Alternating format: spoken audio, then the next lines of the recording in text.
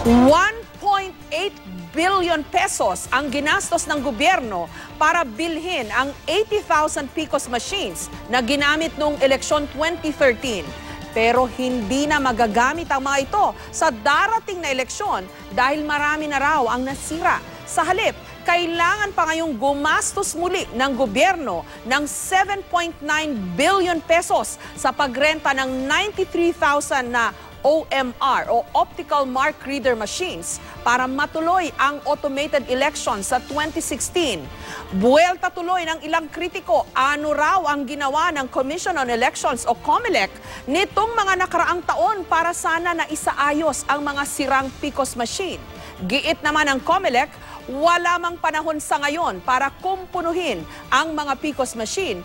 Pwede pa rin naman daw magamit ang mga ito sa 2019. May report si Ivan Mayrina.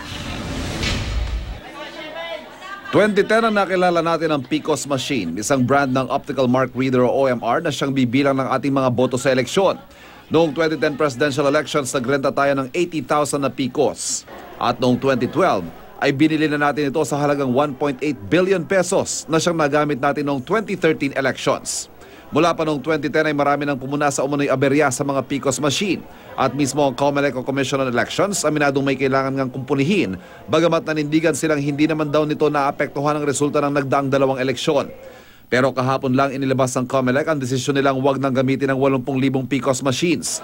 Kapos na raw kasi ang panahon para kumpunihin ang PCOS machines. Kaya naman magrerenta na lang ulit tayo ng panibagong 93,000 na OMR sa halagang 7.9 billion pesos. Pero ayon sa COMELEC, hindi naman daw masasayang ang mga PCOS machine dahil pagkatapos ng 2016 elections, magkakaroon ulit ng bidding para ipaayos sa mga nasira. Machines that we have, if we keep them in storage now and we maintain them properly immediately after the next elections, they will still be usable in 2019.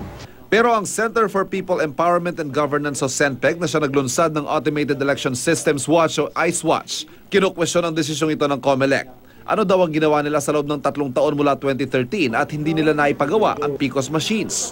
They had 3 years to prepare. So that's a lie. That's a blatant, unacceptable lie. Nakulang na sila. Ano yung hocus-pocus na ginagawa ng COMELEC para mapaboran yung Smartmatic? They had all 3 years to prepare. Ayon kay Professor Bobby Tuason, Director for Policy Studies ng CENPEG, bakit daw pumasok muli ang COMELEC sa panibagong kasunduan sa Smartmatic ngayong wala pang pinal na desisyon ng Korte Suprema sa mga petisyong kumukontra sa pag-list ng panibagong OMR units? Dahil sa mga pangyayaring ito, nananawagan ng CENPEG na buwagin at i-revamp daw ang COMELEC para maibalik ang kredibilidad ng ahensya. After 2 major automated elections and this, again, itong erroneous decisions ng COMELEC, the COMELEC has lost its credibility to manage and administer the election. Git naman ng COMELEC, ginagawa nilang lahat ng kanilang mga kaya, masiguro lamang na magkaroon tayo ng malinis at maayos na eleksyon sa 2016. Tanong gusto natin, huwag na tayo mag-eleksyon, huwag na tayo mag-automate. Hindi nga natin kasi refurbish yung makina ngayon. Anong options natin kung hindi natin gagawin yun? Umaasa kami na aware yung Supreme Court doon sa context ng lahat ng mga pangyayaring ito. Na umaasa din kami na naiintindihan nila kung gaano ka-critical na yung sitwasyon natin ngayon. Ivan Mayrina, GMA News.